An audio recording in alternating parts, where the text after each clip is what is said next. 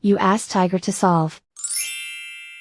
This deals with linear equations with one unknown. The final result is n equals -17/9. Let's solve it step by step. Simplify the expression. Group like terms. Simplify the arithmetic. Group all constants on the right side of the equation.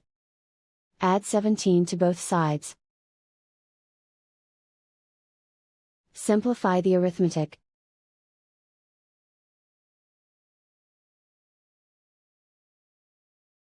Isolate the n.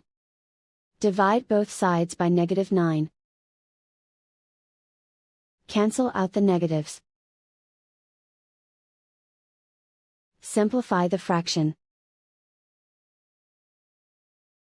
Move the negative sign from the denominator to the numerator.